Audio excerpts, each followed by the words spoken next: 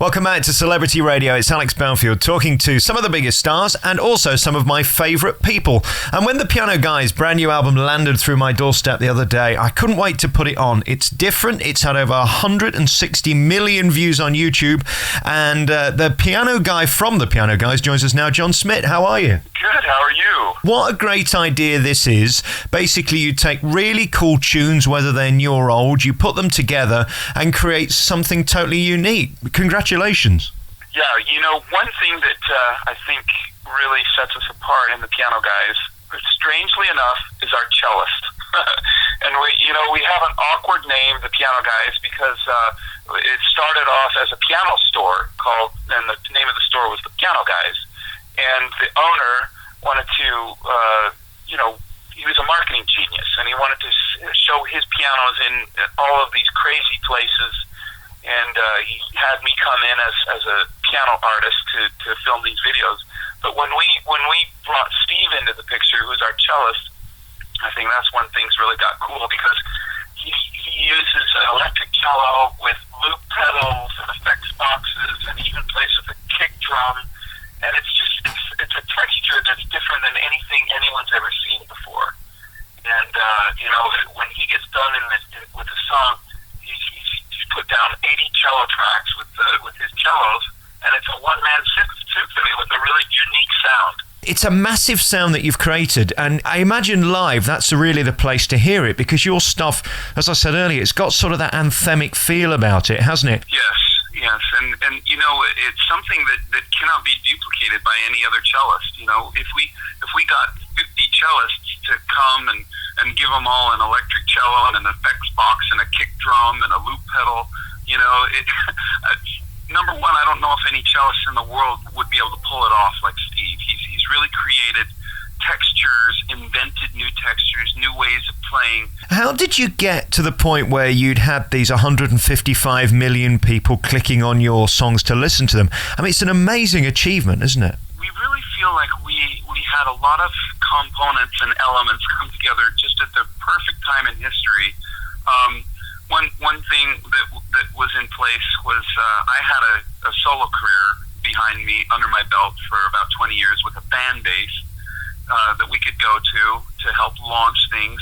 And then we had a video component with Paul Anderson, who also owned a piano store full of pianos with a passion to get pianos in the weirdest places, the most unexpected places. We owned our own studio. We didn't have to worry about that. And so all of these components worked together in the early days of YouTube, so we could hit that time in history. We were poised with everything in place. So we feel like it was very, very fortunate. It's magnificent, isn't it, that now you don't really need a record album. You can just be an international star through the internet. Really, and that's how we really felt about it, because people would hear our stuff on YouTube, and it acted just like radio play did in the old days. And when people hear something they like on the radio, they go and look for the album. They go to iTunes, and iTunes really makes it available to the world. But so when Sony Records approached us, and when a top industry manager approached us about signing with the record label, we honestly told them we're not interested. So then what happened is they kept coming to us with a deal that was so artist biased that we just couldn't turn it down. And now that has become an amazing win-win situation, and another part of the component, because now they're really backing us with some great touring, and also record industry things. So we feel like we have that now too, but we really could have done it, both ways, I think. How's the piano doing? I'm a guy that from 4 years old has had the piano lessons and love to do it. It's just my thing that helps me relax and have fun. Are kids playing the piano now? Are there still people having lessons, or is it something in the past? You know what is cool? We get a lot of feedback and comments left on these videos from kids saying, I was going to quit I was going to give up or whatever, and I saw your video, and it just lit me on fire, and I bought your sheet music, and they come to the website or whatever.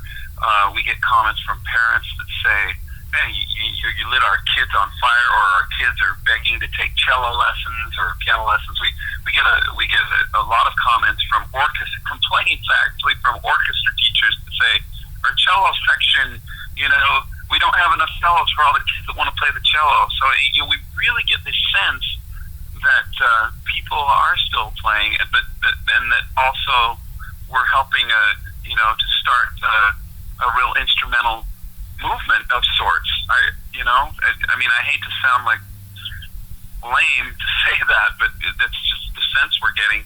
We feel, we have 300 million views on our video, so we feel like, with these videos, it really is getting the interest out there. I love what you do and how you do it. I mean, if I could be anybody in the world, I'd love to be Billy Joel, because I just think it's the coolest thing in the world to be able to just sit down by yourself and entertain an audience. And that's the gift you've got, isn't it? You don't actually need anything more than just you and your fingers. It's really fun, and Billy Joel's a hero of mine as well. Incredible. Where do we go from here then? I mean, you've got the videos on YouTube. People can find you there. The new album's out now. A big tour plan, because I could imagine this could really work in an arena, because, as I say, with a huge PA system and the cellos and the pianos and all the other guys on drums. Like I say, Sony Records has been amazing. They've helped us arrange, and our tour our manager, he's an industry mogul, and they've been able to get us touring. We just completed a Europe tour with sold-out shows. We were in Turkey, Moscow, Milan. We ended up in England, here in the UK, and it's incredible. Last night in Manchester, we had one of the most magical experiences. I've been doing concerts for 20 plus years, and last night will go down as one of the top 10. I mean, it was just amazing. What is that alchemy when it works better some nights than others then? What was it last night that made it so special?